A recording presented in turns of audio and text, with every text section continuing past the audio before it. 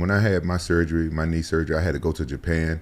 I don't know why I was so arrogant to think like, I don't need rehab. I don't need surgery. No, rehab after surgery. And my knee never was the same. And they told me, like, oh, you need to do rehab. You got to do this, you got to do that. I said, oh, I'll find somebody in Japan. And I went out there and hanging out with all those Japanese girls and going to the nightclubs. And I'm an idiot, bro.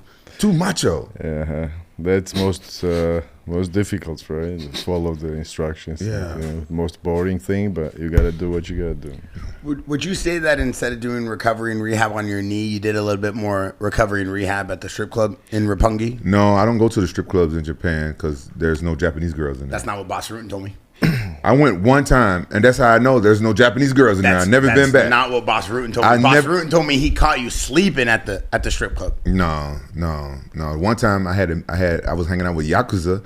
I went to the strip club because they got like this secret room, this secret door. It's like a seamless door. You can't tell. It's behind the bar, and they called it Super VIP. Super VIP. Yeah, so I went there to hang out with them, and I went behind I went to the Super VIP and we hung out back there. They had girls and stuff back there just for them. Did they have Japanese girls there? They have like one, two, but they're mostly like Russian. Yeah, like they like those blondes there in Japan. Giga, the last fight, we saw you use your hands, use your legs, some of the iconic Giga moves.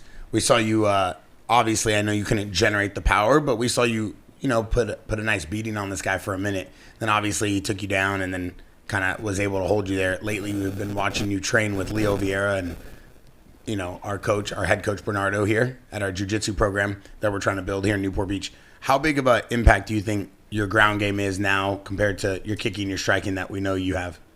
Leo and Bernardo's been very, very helpful in my life. Like we met. Actually, it's funny that how me and Leo we met. We both have daughters and they play volleyball. And like 2 years ago, maybe 3 years ago, we were sitting next to each other watching our kids' game, and we don't know nothing about each other. And it's like, oh, you have a broken ear. What do you do? What do you do? And that's how we got in touch with each other. And then when I saw him doing the Santos program, that was like blessing for me because I had to drive far, and now it's down here close by me. And for the last camp, he helped me a lot. Maybe like last 3 camps, he's been really helpful. And Bernardo and I and Leo made some adjustments for future, and I'm ready to get back to it and excited. If I fix the small moves that I have to fix on the ground,